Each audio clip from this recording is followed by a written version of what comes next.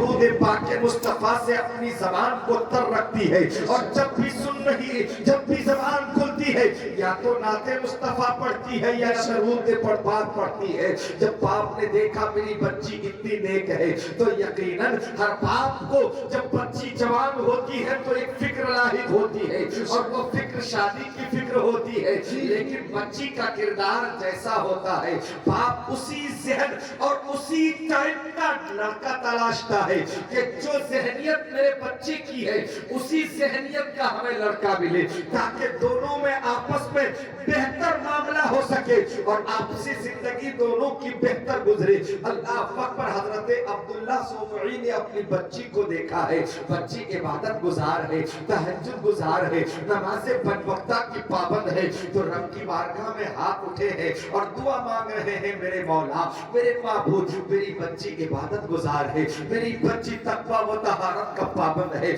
میری بچی تہجد گزار ہے، میری بچی قرآن پڑھنے والی ہے، اے میرے مولا آج تک میری بیٹی نے اپنے گھر سے دہلیز سے اپنی قدم کو باہر نہیں رکھا ہے، اے میرے پروردگار اتنی نیک ہے میری بیٹی، مولا تو نے مجھے بچی عطا کی، یہ رحمت ہے اور میں نے اپنی بچی کا نام فاطمہ رکھا، تو اللہ پہ پروردگار میری بچی کا کردار بھی خاتون جنت ہی کی طرح نظر آ رہا ہے۔ باپ کی آنکھیں ٹھنڈی ہے اور دعا کے لیے ہاتھ اٹھے ہوئے ہیں، مولا میری بچی کے لیے کوئی ایسا جوان منتخب کر دے جس جوان کے اندر بھی یہی خاصیتیں ہو کہ وہ بھی پنج وقتہ نماز کا پابند ہو، وہ بھی تہجد گزار ہو، وہ بھی ایک مرد قلندر ہو، وہ بھی ایک اللہ والا ہو، تاکہ میری بچی اور اس نوجوان کا ملاپ بہتر ہو سکے۔ اللہ اکبر۔ تو اللہ کا بھی قانون یہی ہے، قرآن پاک کا اعلان ہے، الخبیثات للخبیثین والخبیثون للخبیثات والطیبات للطیبین والطیبون للطیبات۔ تو توجہ کرو، قرآن کا بھی یہی اعلان ہے کہ خبیث کے لیے خبیث منتخب ہوتا ہے اور طیب و طاہر کے لیے اللہ طیب و طاہر کو منتخب ہوتا ہے۔ نعرہ رسالت مسلک اعلی حضرت فیضان حضور تاج الشریعہ حضرت علامہ مولانا مفتی خورشید احمد صاحب قبلہ،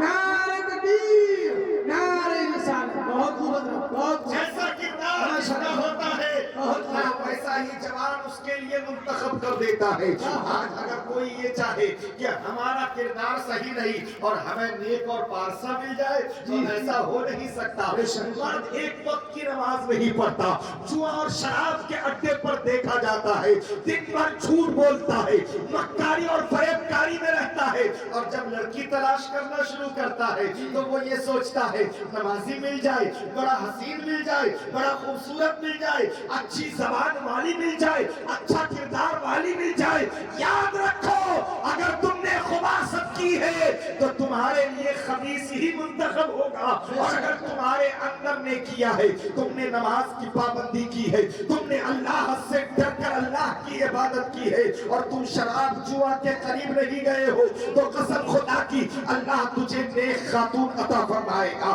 عبادت گزار خاتون عطا فرمائے گا۔ اور اگر تم نے یہ باتیں نہیں ہے، اگر تمہارے اندر یہ چیز نہیں ہے اور تم خود فسق و فجور میں مبتلا ہو، تم خود بندہ گردی میں مبتلا ہو، تو یاد رکھو تمہارے لیے بھی ایسی ہی خاتون منتخب کی جائے گی، جیسا تم رہو گے ویسا ہی اللہ تمہارے لیے جوڑا منتخب۔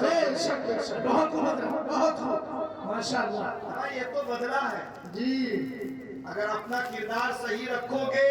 تو یقین جانو اللہ تمہارے اوپر کرم فرمائے گا، اور اچھے کردار و کیریکٹر کی خاتون تمہارے جھولی میں ڈال دے گا، ورنہ تم آوارہ بنے رہو گے تو آوارہ عورت ہی تمہارے دامن سے باندھا جائے گا، تم بدکاریوں میں مبتلا رہو گے تو یقین جانو بدکار عورت ہی تمہارے ساتھ ہوگا اور تمہاری زندگی فسق و فجور میں گزرے گی، تو ایسی ہی عورت تمہارے پلو سے باندھ دیا جائے گا۔ یہ قانون فطرت ہے صاحب، تو جیسا کرتا ہے اس کو ویسا بھرنا پڑتا ہے، یہ قانون فطرت ہے اور فطرت کا قانون بدلتا نہیں ہے۔ فطرت اگر انسان